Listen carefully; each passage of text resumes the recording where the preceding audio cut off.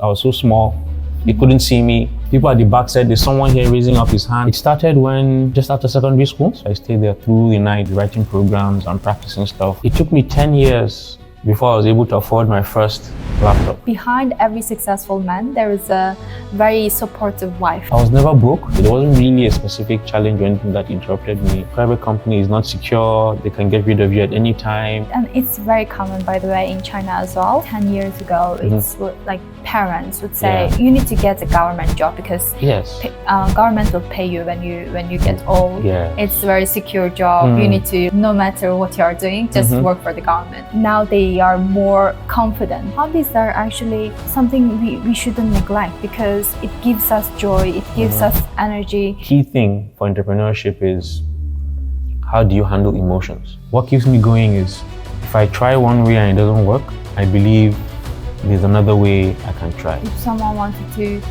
build a business which can last, they shouldn't just consider the price or the time they need to spend at the beginning. Bulama Yusuf, who is the founder and CEO of Intellectual App Ltd, who is making waves in the tech industry with his innovative app development strategies and business acumen. So I cannot wait to have a deep conversation with Bulama. Hello everyone, welcome to another episode of Success Stories with Mkedas, where we delve deep into the stories and journeys behind successful entrepreneurs, startups, and business leaders to uncover insights which you can apply to your own journey. Today, I'm thrilled and honored to have a very special guest, Bulama Yusuf, who is the founder and CEO of Intellectual App Ltd, who is making waves in the tech industry with his innovative app development strategies and business acumen. So I cannot wait to have a deep conversation with Bulama. So please help me in welcoming Bulama. Thank you for having me. Of course, I'm so happy to have you here because you are the role model in personal development and tech entrepreneurial space. So please tell me about your journey. Well, my journey in tech, it started when, just after secondary school. We usually have like a year, this is back in Nigeria. So after secondary school, you wait for your university admission and it takes about maybe 9 months to a year for that to come out. And all I was doing in that time was playing games with my friends. We were playing Nintendo 64. This was way in the late 90s for those that play games. And then one day my parents tell me that they enrolled me in a computer training school and I had to go there like 3 times a week. And I wasn't happy about that because it meant I wouldn't get time to play games with my friends anymore. But I had to go for the training school. And looking back, that was the single most important event in my career because that's what got me started in computers and programming and all of that, because I learned all of that during that time. And when I got into the university, one of my lecturers in the first year, just randomly in one of his classes, he said, does anyone here know how to program? He needs help writing a program to compute like his results and stuff like that. And I was at the back of the class and I put up my hand and I said, yes, I can help. But he couldn't see me. It was a large class. I was so small. He couldn't see me. People at the back said, there's someone here raising up his hand. He said, okay, he can't see the person. I should stand up. I stood up, but he still couldn't see me. Anyways, he said I should come after the lecture. So I met him. He told me what he wanted and I wrote the program for him.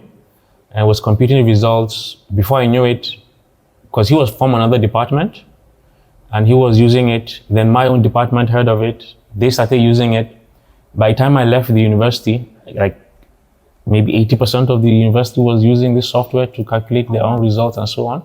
So that what got me into tech and programming. Yeah, thank you so much. That's so you feel like because you started from the very beginning, so you have developed skills and that give you confidence and of course the knowledge as well. And how do you feel after like a huge success in the whole university started using your software? And how was that journey? Well, it felt good because I was never broke. I always had money because you had the departments, involving me in either setting it up for them or training their staff to be able to use it. So it really felt good. And I helped a lot of people, especially from the computer science department. They were trying to get their projects done and so on. So I helped them, figure things out and put them in the right direction. I didn't study computer science, by the way.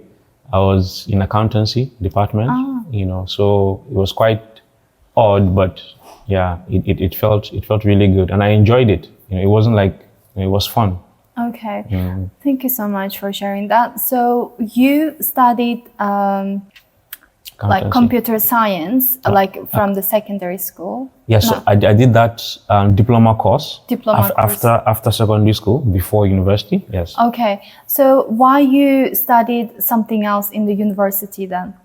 So my studying accountancy was a decision that was made while I was in secondary school, My dad said he would want me to do something professional in the social arts, and it was either accounting or economics, and I chose accounting because it's a professional course. And when you finish university, you know that, you have a higher chance of getting a job because you have companies always looking for accountants and so on. So that was why I had that. And then the computer thing came after secondary school. By then I already, put in my application for accountancy and so on. And it wasn't computers were new then. It wasn't so popular. So it wasn't like, I don't even think the university was offering that course the year I got in. I think they started computer science either a year or two after I started, because everything was relatively new then. So you studying accountant courses at university, but you didn't give up with your, because you had that passion, Yes. or you had another vision to become like someone who deal with computer science or technology? I didn't really have a vision then. I just enjoyed, using these computers and writing programs and watching them work. But then I did all of this. I didn't even have a computer at home.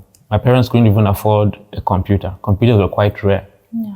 So I was doing all this programming on the computers in my department in the school. So I write my programs and I'll store them on these floppy disks. I'm sure people won't know what those things are anymore, but very little, small, floppy disks, that's what they're called. You store data on it. So I'll store my programs on that. And then at night, I go to a internet cafe and I pay for an overnight session. So I stay there through the night and I'll be writing programs and practicing stuff. Come back home early in the morning, shower, and then go for my classes. And then if I have time, I go to the department computer and then do stuff there. I had some friends who did have laptops. They were kind enough to lend me once in a while to go home with it. And I was really excited to, go home with the laptop and just program all through. In fact, it took me 10 years before I was able to afford my first laptop. Right? From when I started that computer course and got into university. I didn't get to buy a computer until like 10 years later. And all that time I was really writing programs. I was passionate about it. I had fun, but it was never a hindrance for me. I just program wherever I find a computer. Yeah. That's so inspiring that you spend your whole night to deal with like programming and stuff. So it seems like you found your passion. Yes. So when we do something we are very passionate about, we never feel so exhausted, or we are so excited each time, regardless of being tired or like regardless of it's early morning or late at night. Exactly. We always want to do that. And so during that time and before you afford to buy a computer, what you are doing to get that income? So all through school, I was getting income and, helping departments here and there, but it wasn't enough to even buy a computer. I mean, the computers were quite expensive then, and I wasn't even thinking about one, Wherever I just had access to a computer, I just used it. I never even said, I need to have one at home. So after my university, one of the units in the university, they hired me to work there. So I worked there for a while, but still the money I was making wasn't really enough. I was only able to save enough to buy my first phone, my first mobile device. It was a Nokia 6600. I had to save a lot to even buy that in the first place. So I finished that, and in Nigeria there is this thing called NYSC. It's National Youth Service Corps. You do it when you're graduating, you spend 1 year, it's like a paramilitary kind of thing. You go to another part of the country, spend a year and serve your nation. So I did that. Even while I was doing that, I was going to other universities in the country and selling my software for them, but still wasn't even enough. I got a job in my university where I graduated to be a lecturer, to teach accounting, a graduate assistant. But I didn't want to do that. I wanted to do computers instead. So I had to travel to another city, the capital city in Abuja, to come and do a computer course. So I did that for 6 months. It was like in-depth programming. Because where I came from, people look at me as this computer professional. Whenever you have a computer problem, you go and meet Bulama. But it got to a point whereby I knew I was just like a local champion. I didn't really know much. I needed to expand my knowledge. So I had to leave my own state, move to another place to do that 6-month course. Now I finished that course. I think 2 weeks to the end of that course, they offered me a job there. I guess maybe they saw I was so passionate and so good, you know, so I became a faculty. So I was teaching people programming and all of that. So that was like my first proper job, but I still couldn't afford a laptop. Now, how I got my first laptop was my dad, after seeing how passionate I was with all of this, where he worked, he couldn't afford a laptop either, you know, despite everything. So an opportunity came at his office where they would give loan to staff. They give loans to staff and to buy a laptop, and then they'll pay it gradually from their own salary. So he told me that he took out that loan and got one of the laptops, and he sent it all the way from my state to where I was doing this course, and I already started working. And that was how I got my first laptop. And then I was paying back the amount, you know, so whenever I get paid, I'll take a slice out of it and pay back the loan from where he took it. And that's how I got my first laptop. And I was really, really happy and excited to have it. Thank you so much for sharing that. And if you don't give up, you can influence others, whether your parents or your partner. There is a very interesting way of saying that behind every successful man, there is a very supportive wife. But it's just an example. Sometimes parents can be very supportive if you don't give up on what you really want, right? So that's really inspiring. And sometimes it really make me think some question. For example, when we do something we are very passionate about, and we just learn again, like one after another, just learn, and we probably at the beginning we're not making money by doing something we enjoy. And when you really got some knowledge and people would see like your passion and your knowledge, and then you got your job by influencing others. Like they saw how you are passionate about and your competence as well. So so like at any moment, did you feel like you want to give up because maybe you want to make money by doing something else? Like, is there something that interrupted you while you are pursuing your passion and trying to get your computer, for example? I came from very humble beginnings, middle class family. You know, I had this passion and I was following it, and it was keeping me busy, you know. And I also play football a lot as well. So if I'm not on the computer, I'm in the field playing football. And that was just my world. So for me to even leave my state and come to Abuja, which is the capital of Nigeria, to do that course, you know, it was something that was almost, you know, it's not so common. People don't usually do that from where I'm from. So I was quite satisfied and happy with that. It's only looking back now that I see that, I actually pushed through a whole lot of challenges, but it didn't seem like challenges then. I think the only thing then was, you know, parents, they want you to have like a secure job, you know, a permanent job, pensionable job. So there was that nudge to look for a proper job, because even after I finished with the training school and I taught for 2 years, and I joined another company. I worked there for 6 years, but it was a private company. So my parents were like, private company is not secure. They can get rid of you at any time, you know, get a government job and all of that. So that was the only thing that was at the back of my mind. but then I enjoyed what I was doing, you know. But I think at a point they saw how passionate I was, and they just had to support me. Yeah. So there wasn't really a specific challenge or anything that interrupted me per se. Thank you so much. And it's very common, by the way, in China as well. Now it's becoming less and less common, but maybe 10 years ago, it's what, like, parents would say, you need to get a government job because government will pay you when you get old. It's a very secure job. You need to like take some exam and get into like whatever, like no matter what you're doing, just work for the government. That's like very typical Chinese people did. Same in Nigeria in the last like several decades. But now people are like, no, I want to do this. Like more and more young people, they want to pursue what they love, whether it's music, whether it's tech, whether it's some art. So now they are more confident in pursuing what they love, and people are trying to support them as well. Yeah, it's very interesting because I also came across other entrepreneurs who distracted not by their parents, but because of the society, right? They want to pursue what they love, but at the beginning, because there are so many challenges and they're not making money by doing what they love. And at the beginning, it's tough, and they are distracted by other like side hustle, other jobs, which can provide very stable income. But if you find something that you're really passionate about, and the more you do, the more you believe in yourself, and I think you can go through all these distractions and challenges, and you will get to the stage where you can influence others and you can get support, whether from your parents, whether from other society. There would be an opportunity when you are get ready.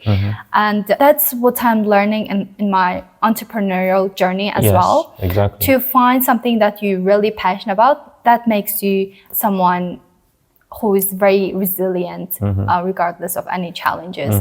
And can you also share some of the toughest challenges that you experience in your entrepreneurial journey?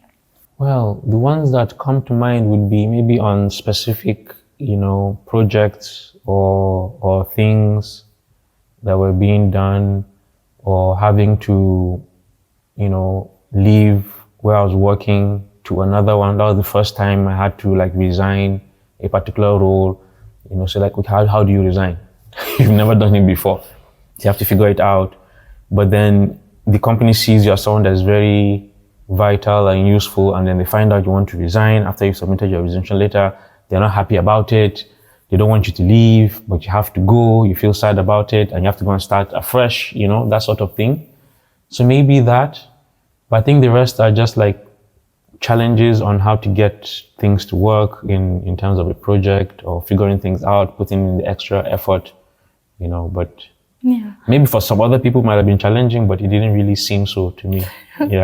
Okay. And when you writing down your resignation letter, did you feel that this is a tough decision? I know a lot of successful people, what I've learned from the books, they said they are very quick in making decision.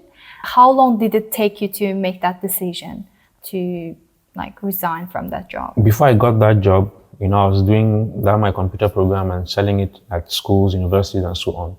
But this was a teaching job. So initially it was fun. I was teaching, but then after a while it becomes repetition, because they're teaching the same thing over and over, a new set, new class, and all of that. But what I really wanted to do was to write software, build software, put it out there and see people use it.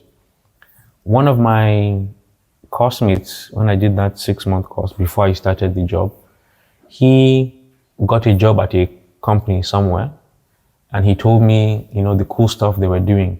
Not only were they developing programs that were used by, governments and big companies, they were traveling and going to go and, do all the installations, and I was really attracted to that. So I told him he should talk to the people at that company and see if I can get in. And he did. And they invited me for an interview. I went for that interview and it was successful. So all I wanted to do was to leave. So I was sure that I wanted to leave, but I just didn't know how you resign. I had to figure that out, and then the reaction of the people at the company then were not happy about it. So that was a little a little rough, but in my heart, I knew that I had to go because I just wanted to go and write software that, people will use my programs. Because the programs I was writing initially were all like in Excel. So I would write all these macros in Excel. And my concern was, how do I write programs whereby the code is not visible? Because in Excel, you can kind of like see the code, you can hide it, but I just knew that was not, the best way of doing it. And at this company, they were writing like full-time, programming. So I wanted to do that. Well, I'll write code, compile it, and then you have the program, you use the program, and you don't have the code. That was really, attractive to me. Yeah. So my mind was made up. I was ready to move. Yeah. That's like because you already had another opportunity which is Yes, attracting you. Yeah, of course, that made your decision-making process much easier, yes, right? much easier. Yeah. Yeah, I'm also curious to know, like, did you have other passion to pursue, and which influence? Should I do computer stuff like programming, or should I pursue that other hobbies? So that was something I thought about in the university before I left university, because I was coming up for graduation, and I was thinking, this computer thing that I'm doing that, seems to be working and everybody knows me for it. Do I want to take it up as a career, or do I stick to my accounting track? Because after school, when you're done with accounting, you have to go and get like the professional exams and become a chartered accountant and all of that. Or another passion I had was football. I was very good at football. So I played football in the neighborhood. Even at the university, I played with several teams. And then the NYC thing I mentioned, that I served for a year, I also played football there. So I was thinking, should I focus on football as well? But then I now ask myself, of these three things, which one is bringing in income at the moment? And it was very clear, it was the computer programming stuff. So I was like, okay, let me focus on this and grow it. So that was how I just decided not to do the accounting track and, kind of Not left the football. football. Yeah. Yeah, that's very interesting, because I also had that kind of thought. When I was kid, I really enjoyed dancing. I still enjoy dancing, but I took it as my hobby. So I do it when I get tired, that I want to I want to make myself up or make myself happy. I would go for dancing. Not like, I didn't take it as my career. But I also had thought, because I enjoyed reading things about like health, nutrition. So I studied pharmacy, and then I wanted to study a bit more, and then I took drug discovery and development courses, which is great. I enjoyed learning more about nutrition and health. But now I'm doing something a bit different, which is inspiring people to live a fulfilling life. Because I noticed that health is not about what you eat, but what you think, your mental health and your emotional health. Exactly. And so the more I learn, the more I'm discovering myself, what I need to do, what I'm really passionate about, and what would be my future. So I have some more and more clear vision of who I want to become. So when it comes to your journey, you also think that what can bring me income at this moment, but it doesn't mean you need to give up on other things, but you can still develop and make it as your hobby. And how your other hobbies, do you also do football now? Do you go for some team, or do you play football with some teams? So at the moment, I don't play football. I would love to, but I don't play anymore. It was a gradual, drift to me not playing, because I stopped playing, which I said I retired, and then I came back, played for a while again, and then retired, and then came back, played for a while, and then stopped. But it's been a while since I've played. But I've picked up other hobbies, like I fly drones. So I fly drones, I take pictures and do videos with drones. It's very relaxing, because I spend a lot of time in front of the computer. So when I go out with the drone and go and fly, so I have to learn how to fly. I have to learn how to take all those videos and pictures and how to edit them. So that was, fun, and I picked that up as a hobby.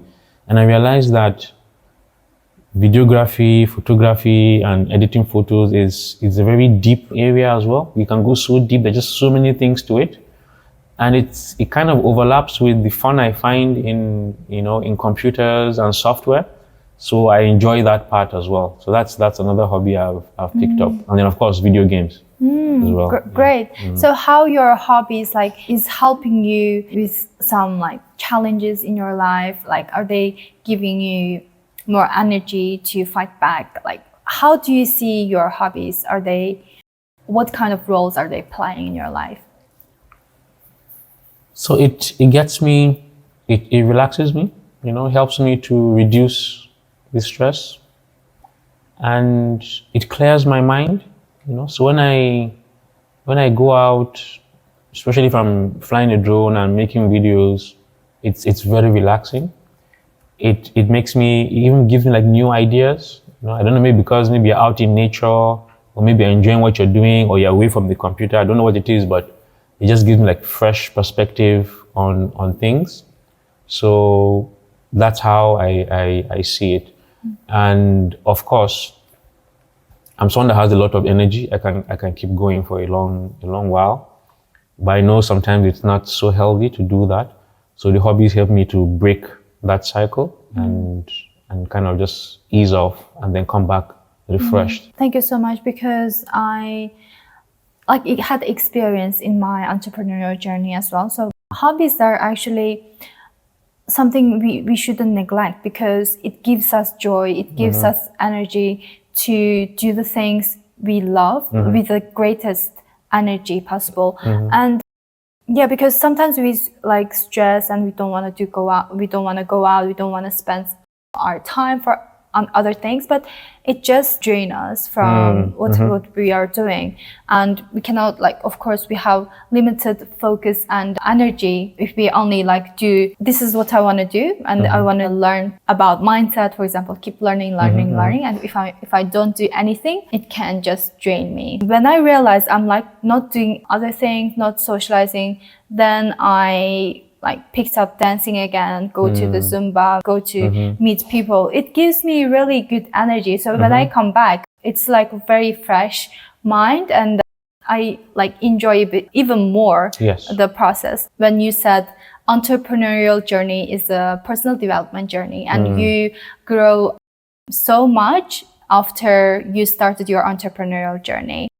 And can you tell me more about it? Why you say that entrepreneurial journey is a personal development journey? When I started out, I had very little to draw from, people to ask questions and get guidance on. You find yourself in situations where you never had been before, either facing running out of money or having to deliver on a promise you made because you were thinking something would work out one way, but it doesn't.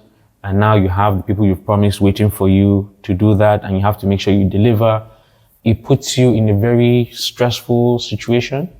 Or if you're working with a team and then they, disappoint you one way or the other, it puts you, you find yourself in situations where you had never been before, and which you would never be if you were just on your own and working somewhere, because you're just coming to work and go.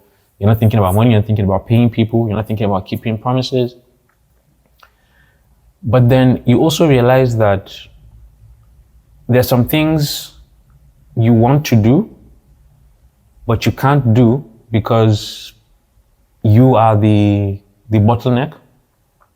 I totally agree with that. Yes, because you are the bottleneck. You start realizing some kind of beliefs that you've been holding that you didn't know, but are stopping you from doing some things or even just accepting some things.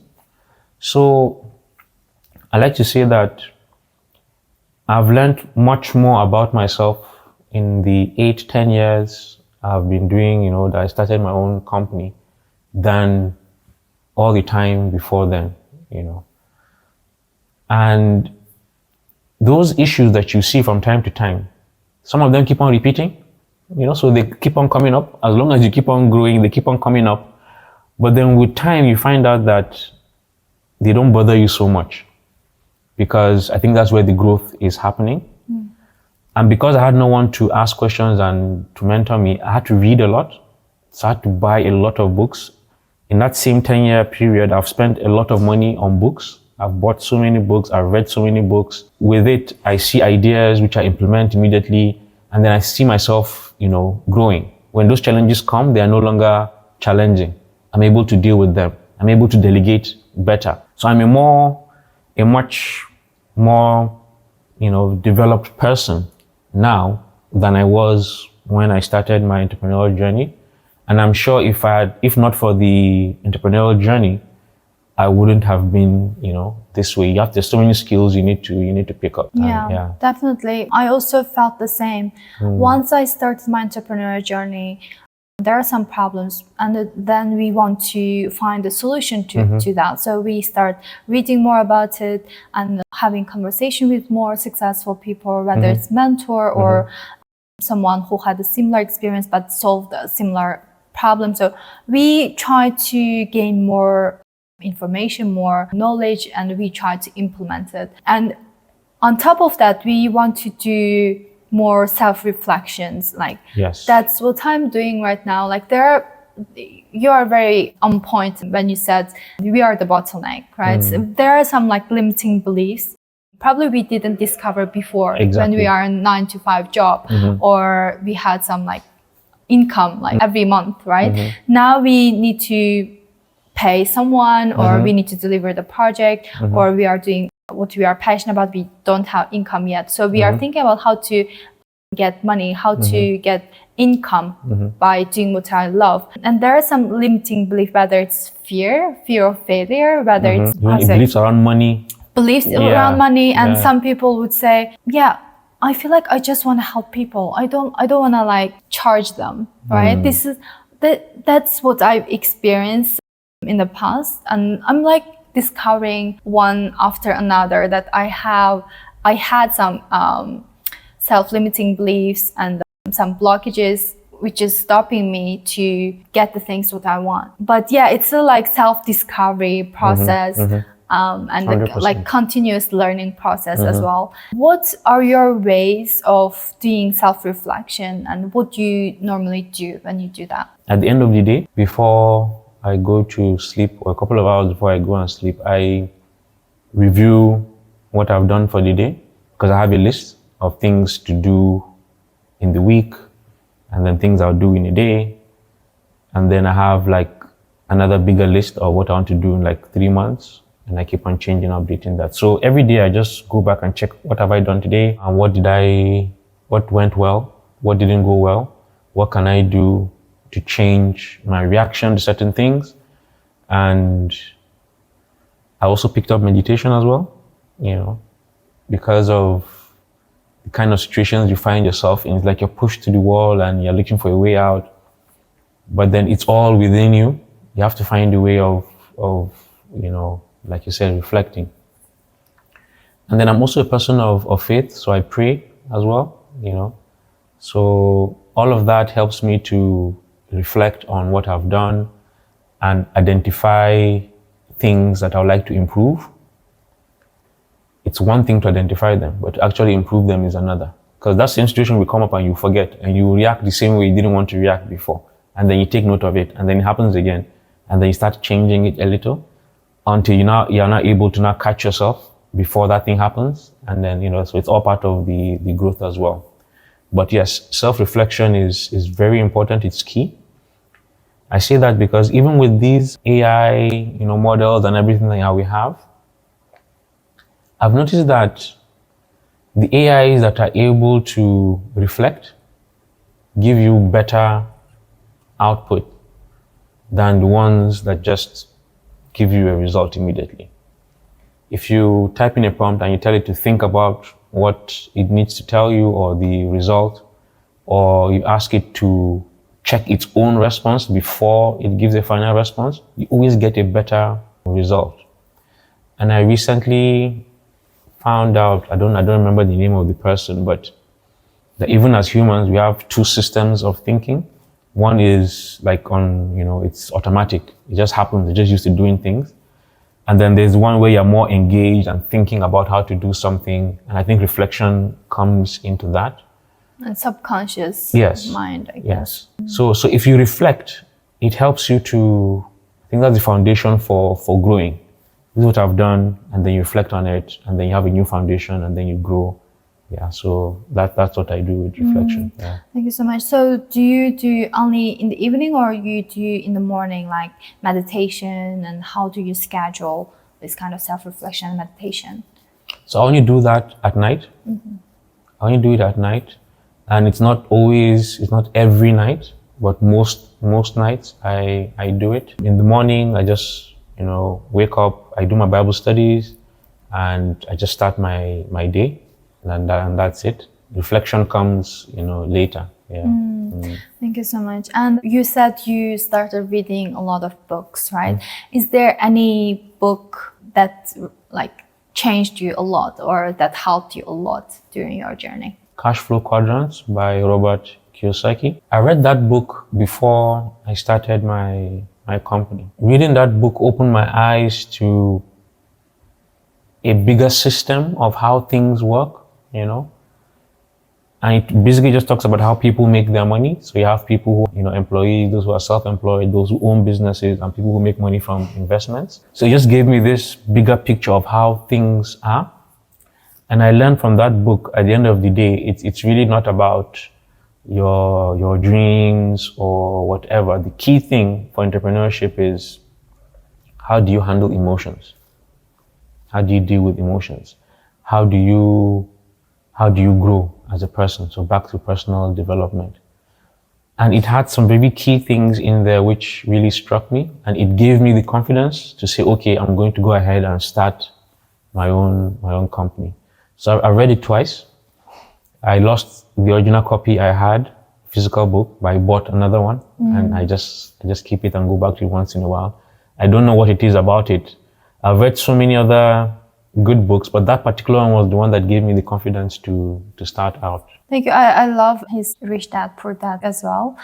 He's very unique perspective, I would say. I've learned a lot about money, about cash flow from that book as well. It's very interesting that entrepreneurs, they experience self-reflection and personal development during their journey, right? How you think this resilience, because you mentioned about resilience as well, how you think resilience is playing a good role or important role in entrepreneurial journey? When you choose this path of entrepreneurship, you have lots of hard challenges coming your way. It's a very big responsibility. You want to now take your own, destiny into your own hands. You're no longer relying on someone else. You want to do things on your own. Now, even though you see a clear path to a solution or something you want to introduce to the market, it's not going to be that easy. It's not a straight path, or just build your product, put it out there, and then it's ready to go. No, you're going to have lots of challenges, and with challenges, you're going to have so many failures. If you're unable to dust yourself up, pick yourself up and keep going, then you won't make it. So you really need to be resilient in that sense, whereby you have a very strong mind, and then you keep on going. Yeah. Okay, when you said resilience, for example, people might think in a different way. People might think that it's probably give up on this and then start something else, or this is a failure, but I don't care and I want to pursue this way. For example, as your journey, for example, you wanted to software development, and then you might experience some challenges, and you didn't give up, and you keep doing on things in the software development. But in my journey, I started with something, and then it didn't work out, and then I rethink: is this something that I really want, or I need to try something else? So I tried different things until now to see what I really want. So yeah, resilience can be different in each person's journey, I guess. Whether you don't give up on the things that you started at the beginning, or don't be shy away from some failure and start something new. And I think it's a little bit similar, but also different, because you never give up, whether you keep doing one thing or keep starting something new and new. I don't think that that's the failure in my journey as well. I started with something, but it was just a self-learning process. I was just discovering myself, what I really want. And now I'm sticking to something that I really want, that really resonates with me. And then I wouldn't give up until achieve the things I want, right? Yeah, I really enjoyed our conversation about resilience. And did you also inspired by this book about cash flow? How did this book influence your resilience? Well, the key thing I got from that book was you need to face your fears. The fears are going to come up. They're going to be doubts.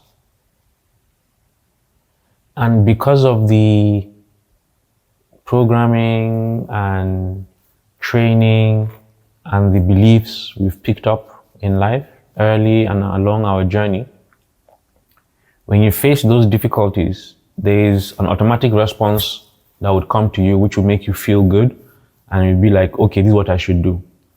But usually it's in the opposite direction of where you want to go. So that book was able to let me know that, yes, these kind of things would happen, but you have to be able to see through these challenges and put your emotions in check as much as you can to go through it. Otherwise, you always fall back to, okay, let me just go and get something that's comfortable and stay in my comfort zone, So it's it doesn't come without challenges. Yeah. When you, for example, when you experience these challenges and you don't want to give up and you need to make yourself up, right? What do you tell yourself? Is there some part of you telling you that, yes, you can do it?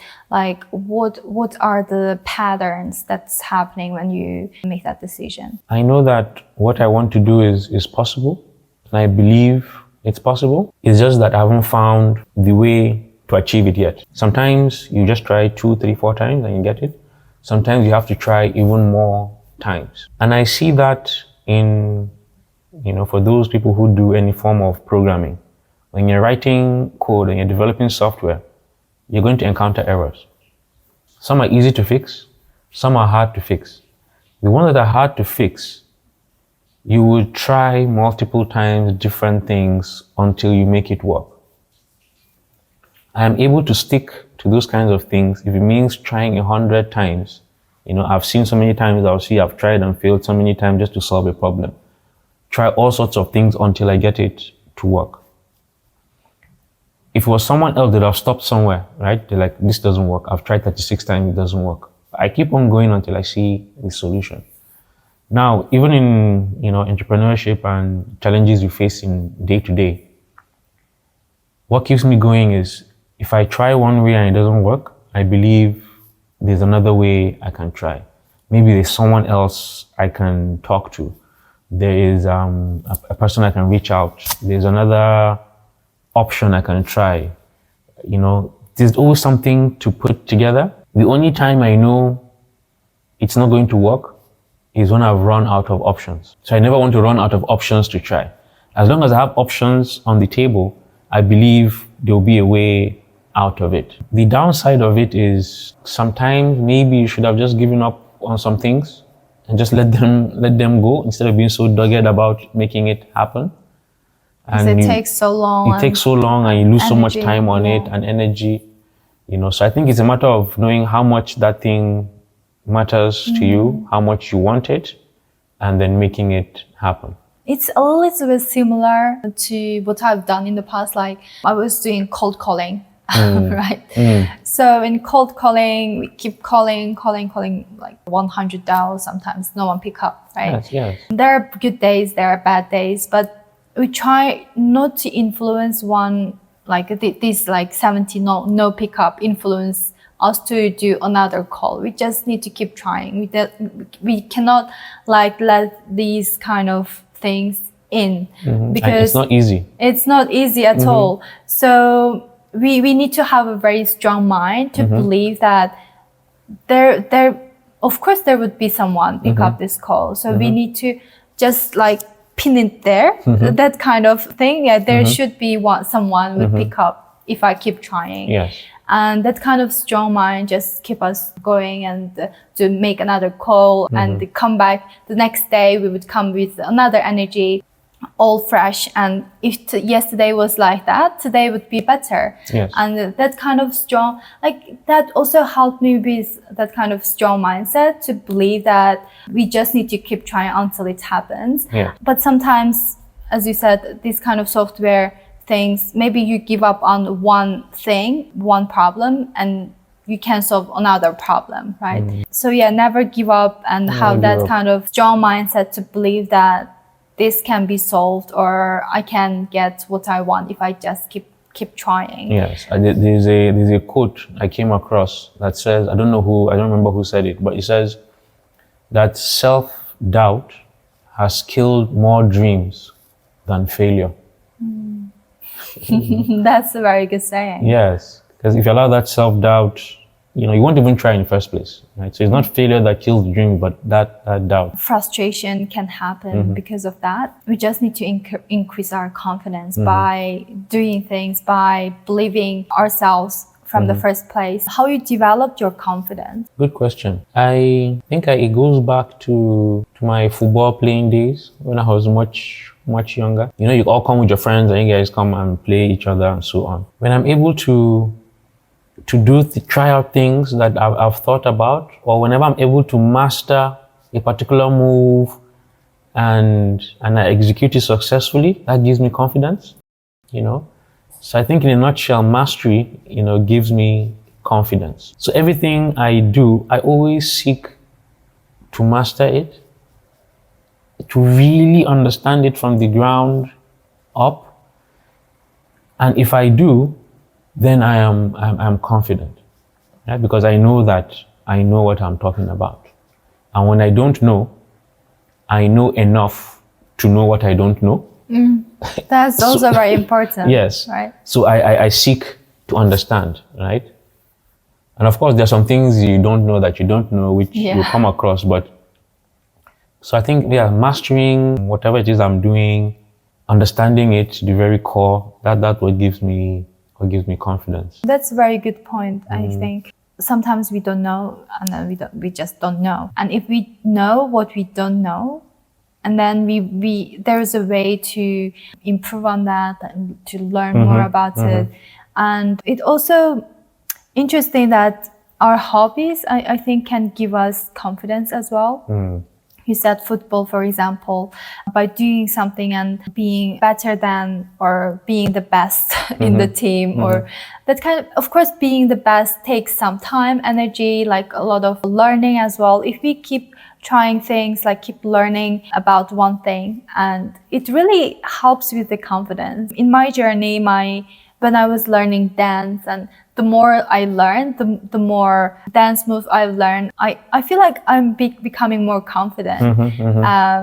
And with the public speaking as well, at the beginning, probably I was not that confident, but the more I do, the more I practice. And then I feel like I'm improving. And seeing our improvement is also giving us confidence, I believe. Yes. Facing challenges and dealing with challenges also gives you confidence. I think that's another key thing, like public speaking, for example. I think you'll be a better public speaker if you go and speak somewhere, and then maybe the people there don't agree with what you're saying, and they challenge you, and then maybe you guys go back and forth, than where you go and speak and everybody just says, oh, they just clap and So when you encounter challenges and you're able to overcome them, I think that gives confidence as well. Yeah, definitely.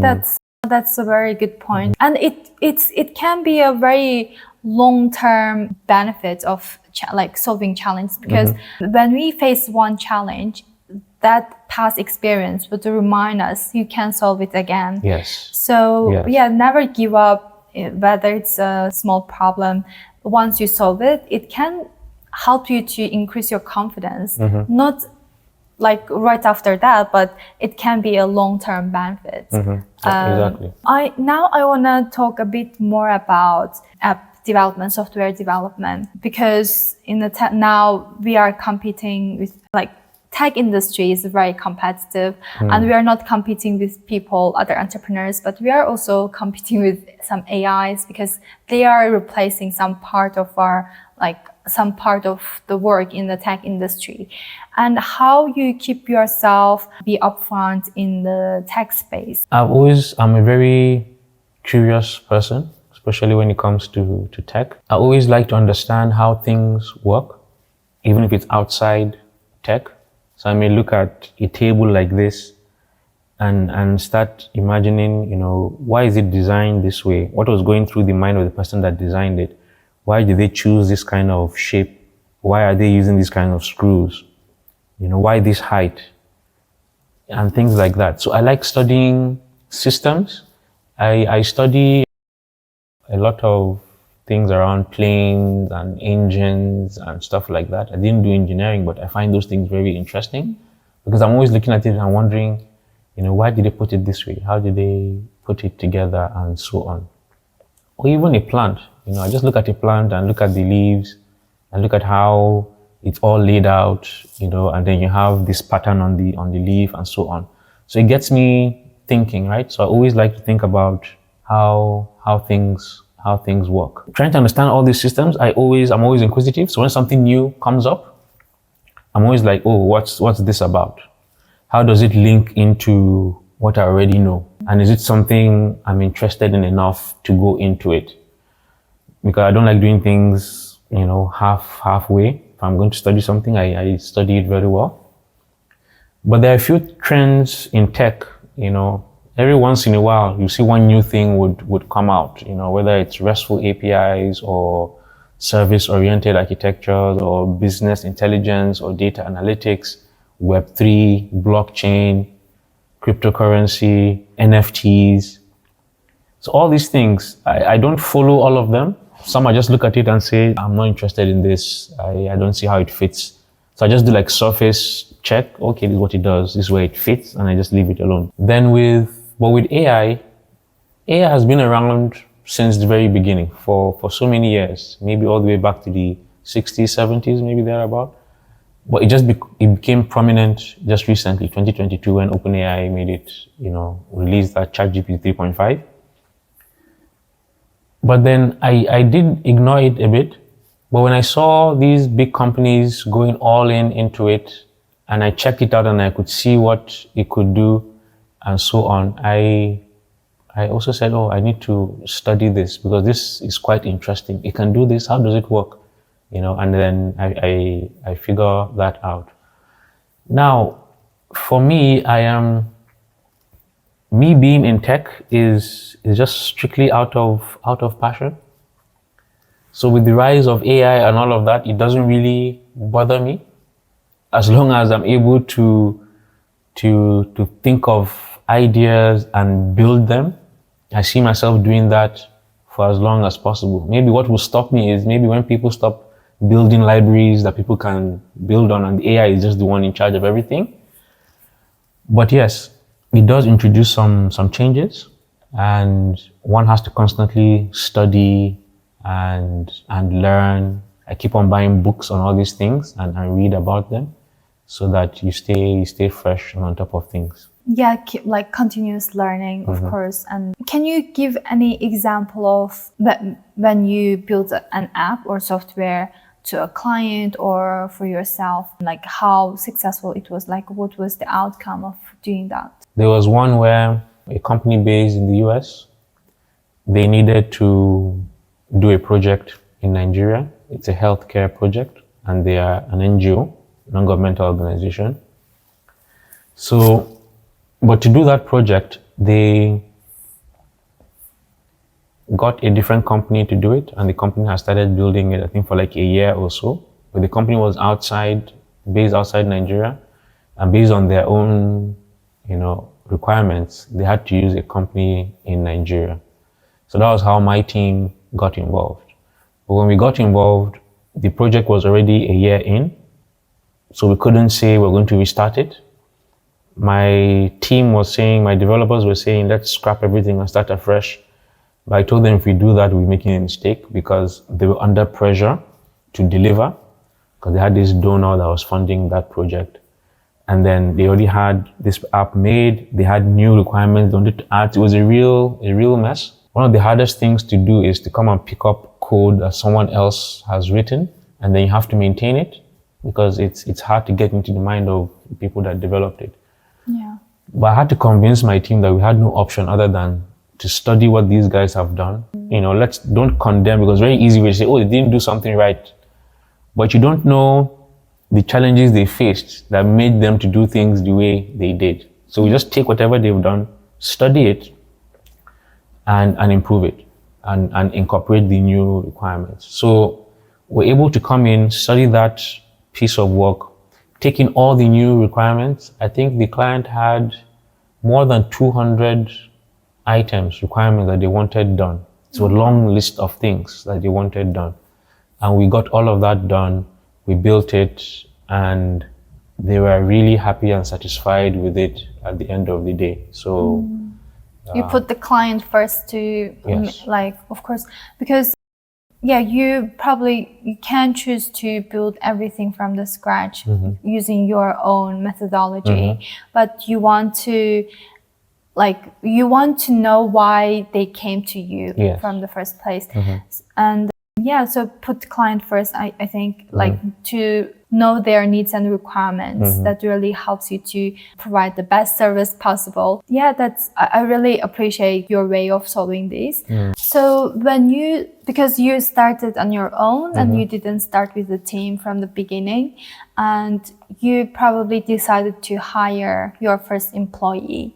And at this stage, I saw some entrepreneurs, they seek for co-founders rather than hiring a person.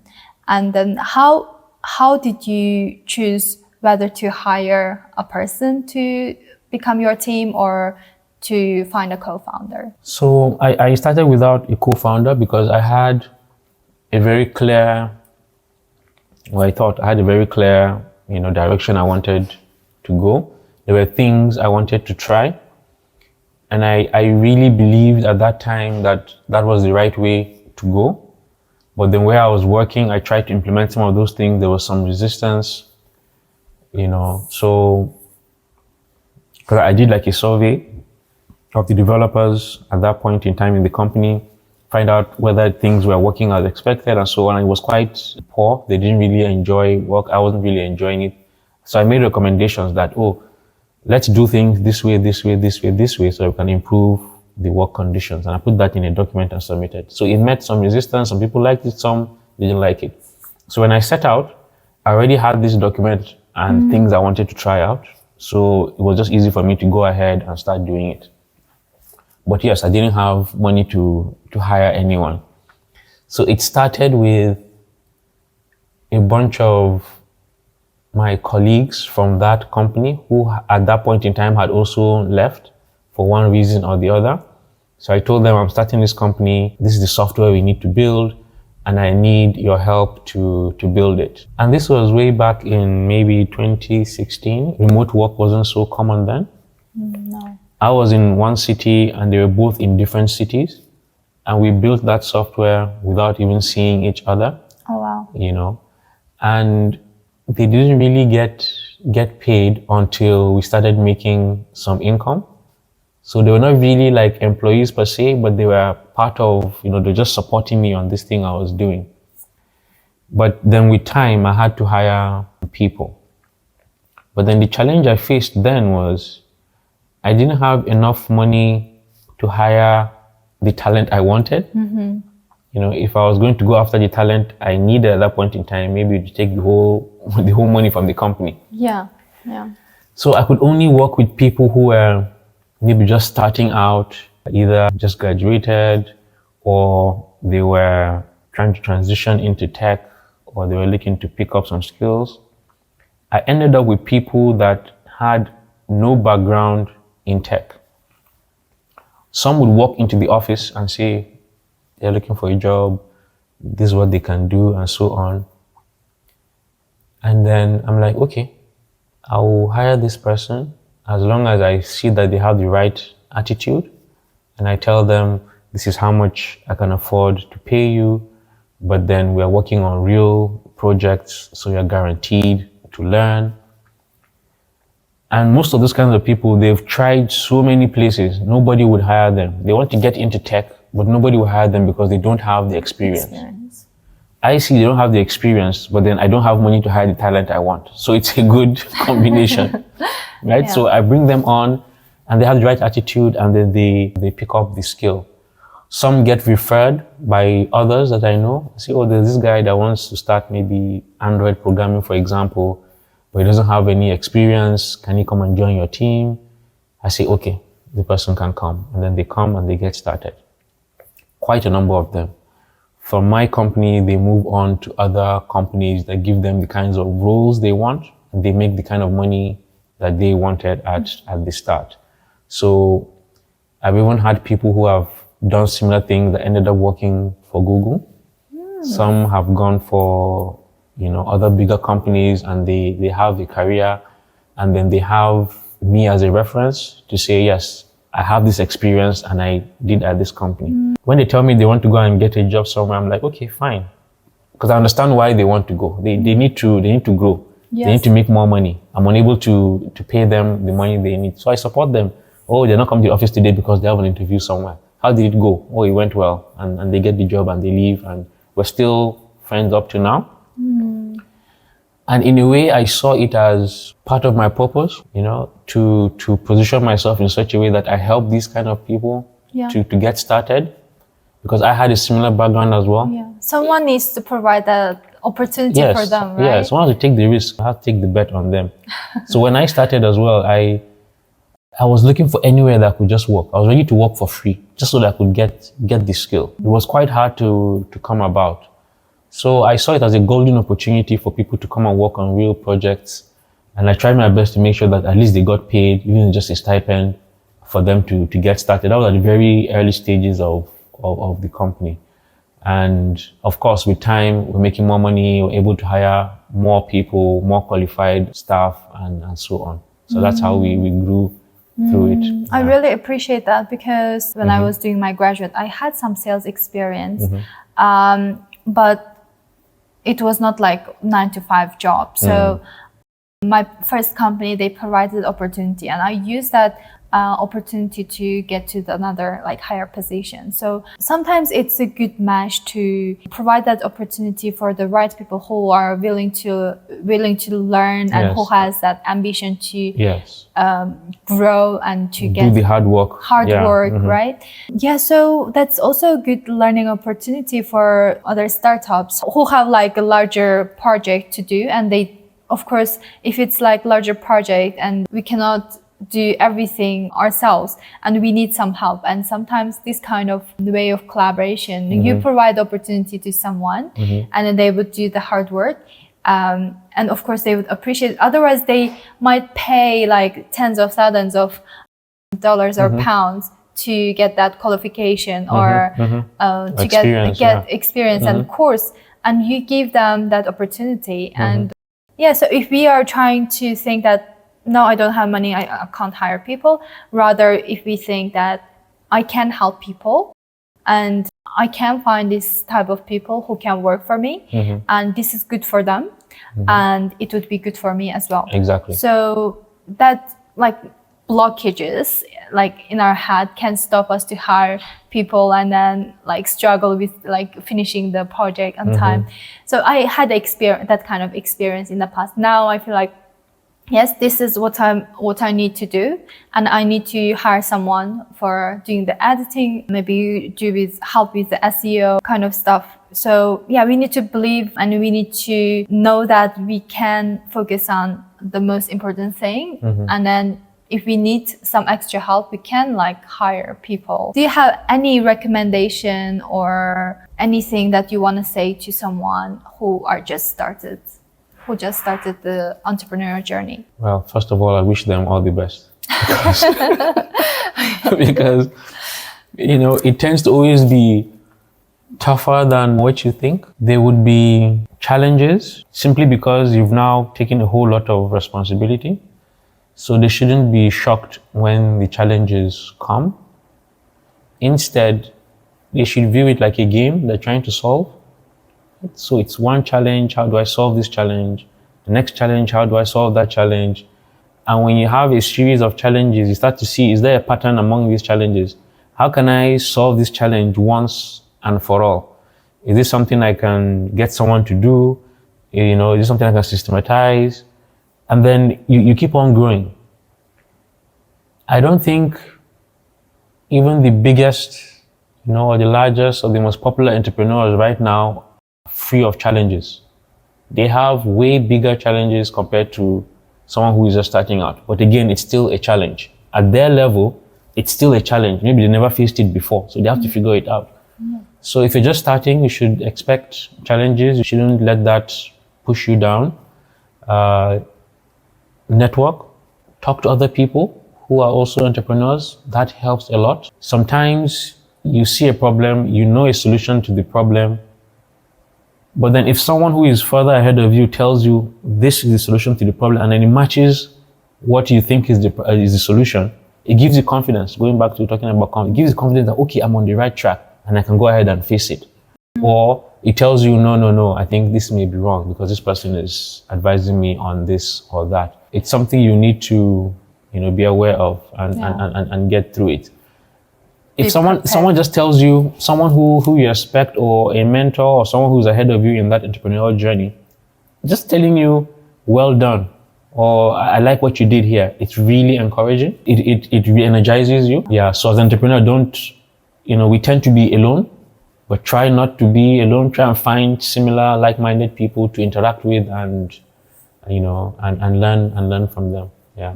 Thank you so much. Did you have a mentor in your journey, or you learn everything yourself? I didn't really have a mentor. I just had books, because people around me, were wondering why I was even going into this. So at every stage, when I got that job as a lecturer at the very beginning after school, it's like, why don't you just take the job? Why are you not going to go and do something you're not even sure about? And then I joined a private company. Why don't you want to go and get a proper job? And then I still do that. And then I'm starting my own company. I have no one to ask, how do I do this? But just, books I've read and some very good resources online. And then my own drive. I keep on experimenting. I try things. If it works out, I double down. If it doesn't, scrap it and try something else. So I spent maybe way too much time trying to figure things out, that if I had a mentor, it would have been way easier. Mm-hmm. I do remember when I was about to start, there was this businessman that I went to and I told him, this is what I want to do. I want to start my own company and leave my own job and go ahead. And then he told me that I should go ahead and do it. I should try and get an office space where people would know that this is where I am, so they can do business with me and know this is where to meet me. But that I've taken a decision that most people will not be able to take in life. And it was comforting and scary at the same time, but then it felt good coming from him. It gave me the encouragement as well to go ahead. And I never really kept contact with him, so I didn't really have mentors like that. But there were a few other people who were also in entrepreneurship that I had a few contact here and there with. Great. So books and the network that you had helped you to figure out some problems and challenges. Yes, and experimentation. Experimentation. Yes, learn from the mistakes. That's also good, because that give you experience, and once, like in the future, if you face something, you don't need another mentor to tell you what to do, but you have the knowledge and skills to figure out in the future as well. Yes, and also help others behind. Yeah, now you can be a mentor. Yes, exactly. And I've done that both in like an official capacity as a mentor and unofficially. I like to help people who are passionate as well, who are hungry to grow. Those are the kind of people I find very easy to work with, because you just need to give them the right tips and direction. Don't spend your time doing this. It's a waste of time. Otherwise, if they don't know, they spend so much time. They'll still figure it out, but it just takes longer, like it happened with me. So it's much easier to turn back and help others. And that's something I like doing as well. Thank you so much. Yeah. And how do you define a good client relationship? How do you, what's your way of providing a good service to your client? Putting myself in their shoes, because I believe if these clients could do what me and my team could do or can do, they will be way better at it. They will build the best software ever that works for them, but they don't have that skill. But then it's easier for us to understand what they want and understand their business than it is for them to say they want to go and learn software development. So the key to successful delivery isn't that you know how to build software, but that you do something that solves a problem. And you can't solve a problem until you understand the problem, right?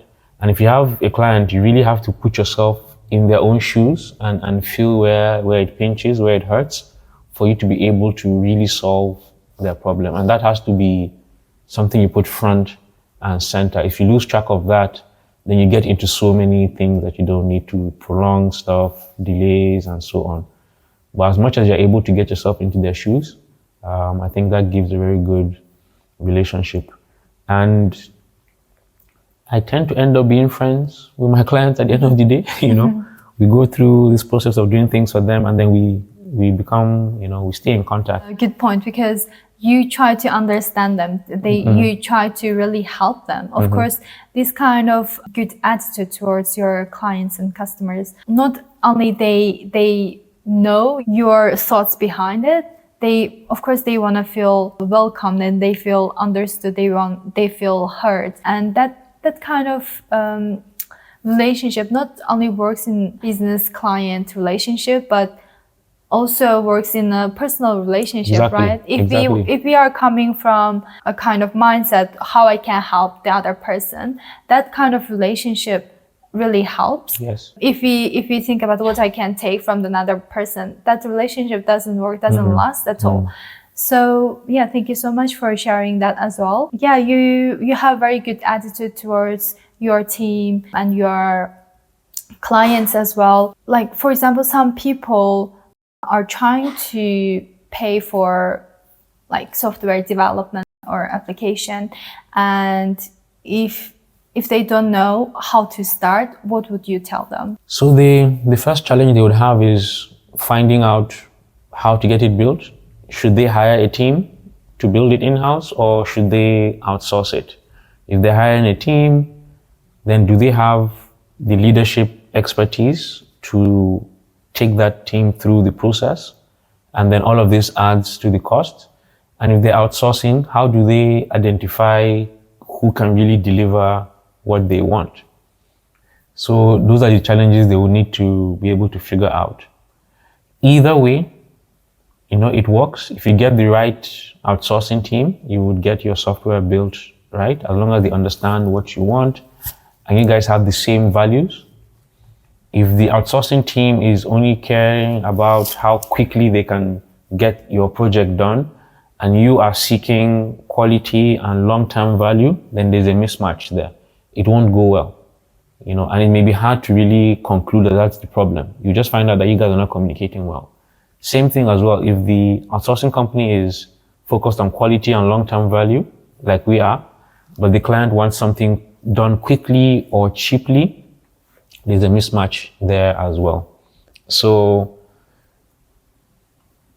the software you want to build, you need to be able to think about it in the long term. And if you're just starting, make sure that you lay the right foundation so that you are able to now evolve quickly later on. Otherwise, if you get it wrong at the start, for whatever reason, either using the wrong team, wrong outsourcing company, time will go by, you want to put more things into the software, and then it just won't work. It will just all crumble and crash. So my advice is take the time you need to lay that solid foundation, either getting the right team or the right company to do that for you, and think long term. It's better to move slow now and speed up later than to move fast now and then slow down and crash later. You lose your time, money, and everything. Yeah, definitely. Because if someone wanted to build a business which can last, they shouldn't just consider the price or the time they need to spend at the beginning, right? They need to give that time and money into something that they believe. And there is a very interesting question. As being an entrepreneur, I also wanted to understand how you decide on the price that you need to charge for a project. There are two ways to go about it, depending on what the client wants. If they want a fixed cost project, which means they want to know how much it will cost them right from the start and to the end, what it will cost, then we look at what they want to do, and then we try and calculate how much effort it would take to build this out. And in terms of effort, what roles do we need to put all of this together? And what is the skill level of these roles that we're putting in? And how much does it cost us to maintain these roles for this project? And that's like the baseline for the cost. And then we have our own margins and administrative charges on top of that. And that's how we cost it for a fixed cost project. If it's not a fixed cost project, whereby the client here wants to experiment and have that flexibility of adding and removing things, because with the fixed cost, you have to fix the requirements, you don't change them. But with a flexible approach, you can add and remove requirements as time goes by. So for that, we only say, okay, we're going to build this in iterations, and each iteration is going to be 2 weeks or 1 week or 1 month. And this is the cost for the resources and the team. So for every cycle, this is what you pay for as long as you want to keep on going. So you need to understand the project first and the effort and what you need to do in order to deliver that project. Yes. And then you can decide on okay, I need to hire this person. I want this person to work for me. I need to spend that much time and energy, fee as well. So it's like you decide on based on these analysis, right? The time and energy and everything. It's not a fixed. Yeah, it's not like a fixed thing. We also look at what value do we bring to the client? Are we saving costs, which they will have to incur if they go a different option to solve that problem?